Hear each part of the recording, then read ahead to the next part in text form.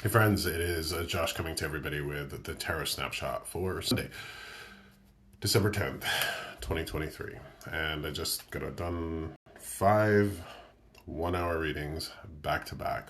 Boom, boom, boom, boom, boom, boom. And it's the end of my day on Sunday, and I want to bring this to everybody who's on Facebook and Instagram and TikTok and YouTube and all the wonderful ways that we can connect to people via the internet.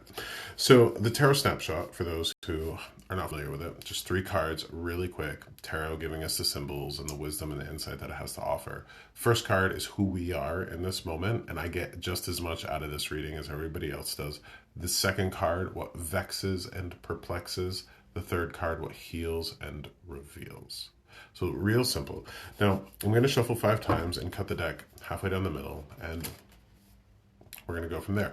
But one of the things that I want to talk about before we get into this and while I'm shuffling is this. It is important to have a spiritual practice where we intentionally set aside time to connect to spirit. Now, we are in connection to spirit all the time. Our ancestors, our beloved dead, the higher spirits that watch out for us, we are in connection to them all the time. This actually where our source of intuition comes from. However, let's look at it like a phone line. If your spirits, your ancestors, your beloved dead, who are your source of intuition, if you are connected to greater spirits, and they are dialed into you, but you're not dialed into them, it makes their connection far more difficult to achieve. So they've got the best for you. They want the best for you. They want to bring you guidance and healing, protection, and all of that. But if you're too busy to set aside time to sit in stillness, not necessarily meditation, it's going to be hard or more difficult for them to connect to you. This is why the idea of having an altar, an ancestor altar, or a space where we sit in meditation or stillness is so important. So we make that valiant effort, to dial up to them as they're dialed down to us. It's actually kind of what cards do for us, runes do for us, that it's actually one of the ways that we can dial into spirit by setting aside the time and setting that intention to connect.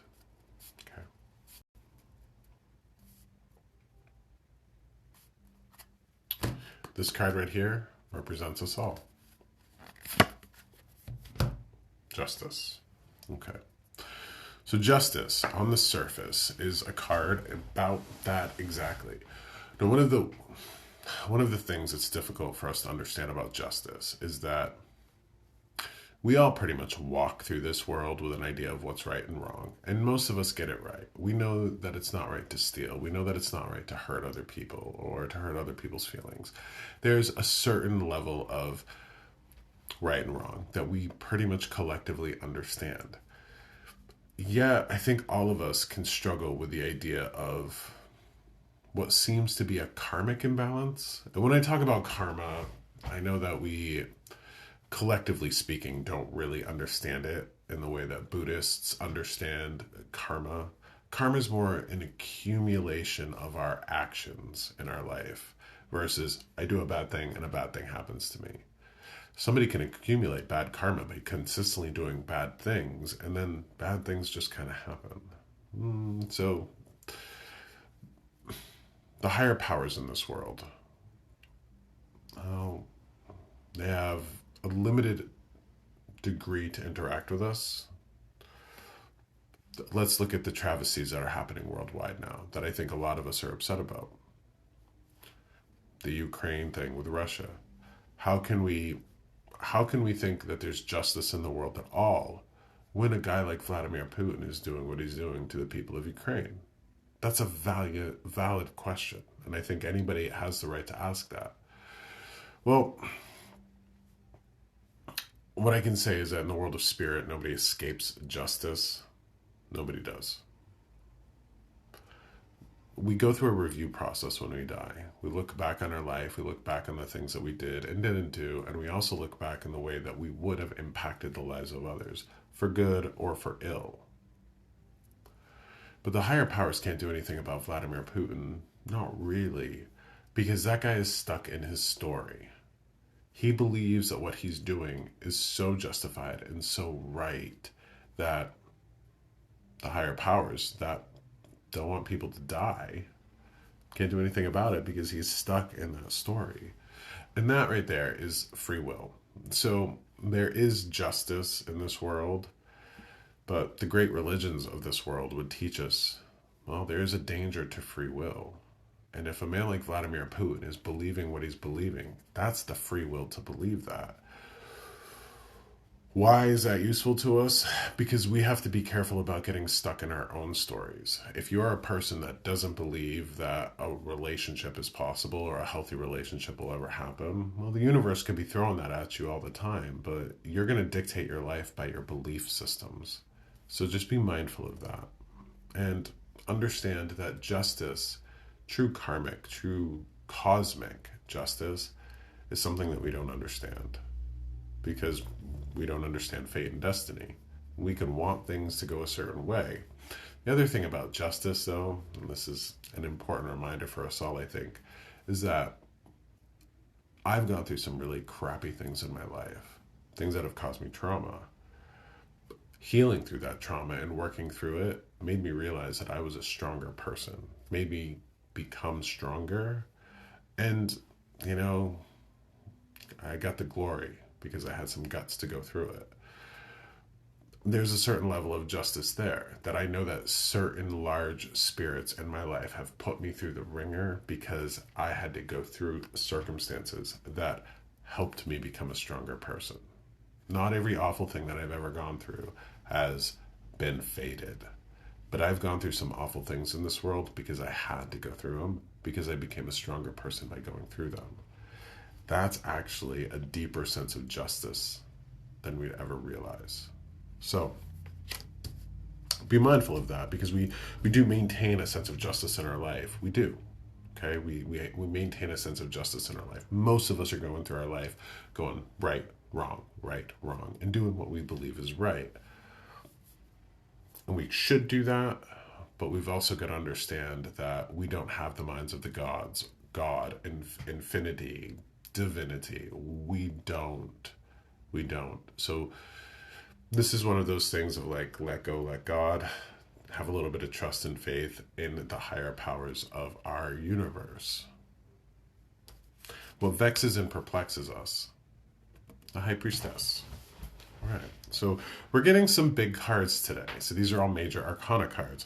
The High Priestess is this person who's very intuitive. They're very connected.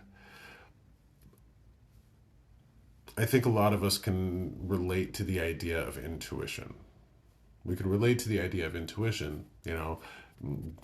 We understand that we're intuitive because most often we didn't listen to it.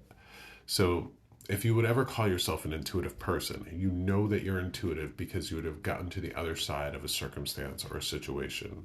And you're like, I should have listened to myself. Okay.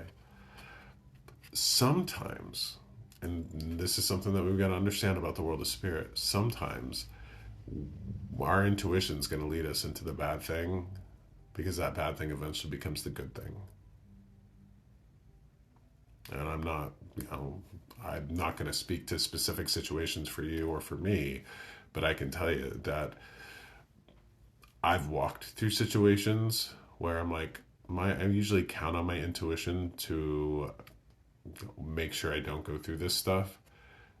And I'd been led to something that strengthened me. So there are circumstances that we go through that will strengthen us, that will give us wisdom. And where do we get wisdom? From experience. And we can only gain some wisdom in this world by going through crappy experiences. So that can absolutely vex and perplex us. We'd like everything to be cut and dry, black and white. The card that heals and reveals is this, though. The Ace of Cups. So the Ace of Cups is the Holy Grail. It is love. It is compassion. It is a gift of love from divinity, from spirit. Now, the way this heals and reveals is that, let's say that we have circumstances that we're led into that don't work out for us, or that cause us to go through let's just say experience. Let's not overuse the word trauma, but let's say experience. We have circumstances that cause us to go through experience that lead us to wisdom. Okay. What's coming to mind is this. Let's think about somebody who, because we're about to get a whole bunch of snow, apparently they're calling in northern New Hampshire and Vermont for a whole bunch of snow tomorrow. Okay. There's going to be a certain set of people out there that go through winter and they don't get snow tires. Then they have an accident. The following winter, you can almost be guaranteed they're going to get snow tires. That's going to keep them safe. That's the sort of circumstance that, while crappy to go through, gave us some wisdom. And whenever those circumstances happen,